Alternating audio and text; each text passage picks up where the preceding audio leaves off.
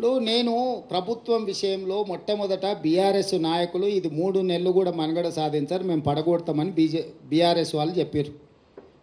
శాసనసభలో ఉన్న కడియం శ్రీహరి గారు లాంటి వాళ్ళు, కేసీఆర్ కూడా అంతర్గత సమావేశాలలో ఈ ప్రభుత్వాన్ని మనుగడ సాగనీయము, పడగొడతామని బీఆర్ఎస్ వాళ్ళు అన్నారు. సేమ్ డాక్టర్ లక్ష్మణ్ గారు బీజేపీ నాయకులు కూడా ఈ ప్రభుత్వం పార్లమెంట్ ఎన్నికల తర్వాత పడిపోతుందని వారు అన్నారు. వీరి దగ్గర ఉన్నది 39, వారి దగ్గర ఉన్నది 8. ఏ లెక్కలు కూడినా కూడా వీళ్లకు లెక్క కుదరదు. వాళ్ళిద్దరు కలిసి మా ప్రభుత్వం మీద కుట్ర చేస్తే తప్ప వాళ్ళు అనుకుంటున్న కార్యాచరణ అమలు జరగదు. మరి ప్రజలు ఎన్నుకున్న ప్రభుత్వాన్ని పడగొడతామని ప్రతిపక్ష పాత్ర పోషించాల్సిన వాళ్ళు, ప్రజలు ఇచ్చిన తీర్పును గౌరవించాల్సిన వాళ్ళు ఇద్దరు ఒకే రకమైన రాగం ఎత్తుకుంటున్నారు. ఈ ఒకే రకమైన రాగం ఎత్తుకుంటున్నప్పుడు ప్రజలకు వివరించాల్సిన బాధ్యత మాకు లేదా? ఒకవేళ ప్రజలు ఎన్నుకున్న ప్రభుత్వాన్ని పడగొడితే చూస్తూ ఊరుకుంటామా? ఇది సహించేదా? రెండవది, చాలామంది శాసనసభ్యులు నన్ను వచ్చి కలుస్తున్నారు కదా, నియోజకవర్గాల అభివృద్ధి కోసం వచ్చినప్పుడు వాళ్ళతో యథాలాపంగానో పిచ్చాపాటో లేకపోతే పరిస్థితుల మీద మేము చర్చ చేస్తాం కదా, వాళ్ళు కూడా మాట్లాడతారు కదా.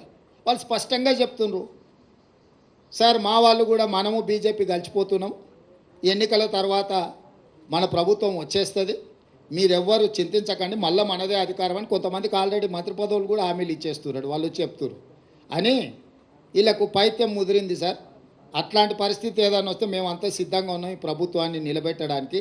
ఇన్నాళ్లకు ముఖ్యమంత్రి శాసనసభ్యులను కలిసి నియోజకవర్గ సమస్యలు వింటున్నాడు.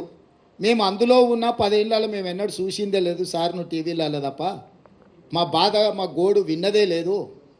ఈ మాత్రం స్వేచ్ఛ ఉంటే స్వేచ్ఛ ఉన్న ప్రభుత్వాన్ని మళ్ళీ వదులుకొని నిర్బంధాలు తెచ్చుకుంటామా సార్? నువ్వు ఎప్పుడు చెప్తే అప్పుడు వచ్చి మీకు అండగా నిలబడతాను సార్, మీ పక్కన నిలబడతావు, నువ్వు ఎట్లా చెప్తే అట్లా అని ఎమ్మెల్యేలు నాకు చెప్తున్నారు కదా. నేను అందుకే చెప్పిన, నిజంగానే ఆ పరిస్థితి ఉత్పన్నమైతే ఒక్కసారిగా మేము నిర్ణయించుకుంటే ఇక ఆ 3 4 తప్ప 5వ మనిషి వాళ్ళకి మిగిలడు. కాబట్టి ఇప్పటికైనా ఇట్లాంటి అతి తెలివితేటలు ఇంకా మానేయాలి. మేము ప్రజలిచ్చిన తీర్పును గౌరవించి ఒక మంచి పరిపాలన అందించాలని పాలన మీద మాత్రమే దృష్టి పెట్టినాము. పార్టీ ఫిరాయింపులను కానీ కక్ష సాధింపులను కానీ మేము చేపట్టాలని అనుకోలేదు. అందుకే వచ్చిన మొదటి రోజు నుంచి రోజుకు 18 గంటలు మేము, మా మంత్రులు, మా ఎమ్మెల్యేలు ప్రజలకు అందుబాటులో ఉండి ఒక మంచి పరిపాలన, తెలంగాణ మోడల్, వైబ్రెంట్ తెలంగాణ దేశ ప్రజలకు చూపించాలనే ప్రయత్నం చేస్తున్నాము. కానీ ఒకవేళ ప్రభుత్వాన్ని పడగొట్టే పోటీ వాళ్ళు పెట్టిండ్రు అనుకో, దాన్ని నిలబెట్టే ప్రయత్నం కూడా మేము చేస్తాం కదా. కాపాడే ప్రయత్నం కొంతమంది చేస్తారు, ఎదుర్కొనే ప్రయత్నం మేము చేస్తాం. దీన్ని నిలబెట్టి వాళ్ళకు గుణపాఠం చెప్పేవాళ్ళు వాళ్ళు ఉంటారు. సో వాళ్ళు కోరుకుంటే నేను ముందు నుంచి ఎప్పుడు కూడా నేను మీకు చెప్తాను, ఏ దానికైనా నేను సిద్ధం. కాకపోతే మొదట వాళ్ళు కోరుకోవాలి ఏందనేది. నేను ప్రజలు ఇచ్చిన తీర్పును గౌరవించి చిత్తశుద్ధితోని పరిపాలనను ముందుకు తీసుకెళ్తున్నా. నన్ను నా పని చేయనిస్తే ప్రతిపక్షాలుగా మీ పని మీరు చేసుకోవచ్చు.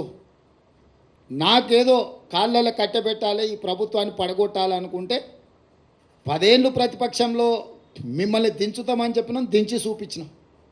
ఇప్పుడు కూడా మీ ద్వారా స్పష్టంగా చెప్తున్నా, పడగొట్టాలన్న ఆలోచన మీరు చేస్తే మీరు నిద్ర లేచే లోపల మీ పక్కన ఎవడూ ఉండరు, మీరు తొడుక్కున్న బట్టలు కూడా ఉండవు. లేచి చూసుకుంటే ఎమ్మెల్యేల సంగతి చాలా దూరము. అట్లా ఒకవేళ వాళ్ళు కోరుకుంటే నాకు ఏమీ అభ్యంతరం లేదు. మీరు తారీఖు చెప్పండి, పడగొట్టేది ఏందో చెప్పండి, దాని పరిణామాలు ఏందో నేను చెప్తా.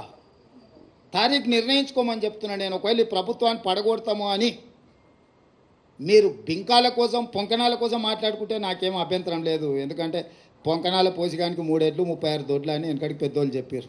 పొంకనాల కోసం అయితే నాకు అభ్యంతరం ఏం లేదు. కానీ ఇట్లేదన్నా వ్యవహారం చేస్తే మాత్రం దానికి తగ్గ ప్రణాళిక మా దగ్గర సిద్ధంగా ఉన్నది. ఎవరేం మా మిత్రులు ఈ ఒక మంచి ప్రభుత్వం పడిపోతుందేమో అని ఎవరు ఆందోళన చెందాలి పని లేదు. 10 సంవత్సరాలు మా ప్రభుత్వం ఉంటుంది. 94 నుంచి 2004 10 సంవత్సరాలు టీడీపీ ఉన్నది. 2004 నుంచి 2014 వరకు కాంగ్రెస్ అధికారంలోనే, 2014 నుంచి 2023 వరకు బీఆర్ఎస్ అధికారంలో ఉన్నది. 2023 నుంచి 2034 వరకు 10.5 సంవత్సరాలు మేము అధికారంలో ఉంటాము.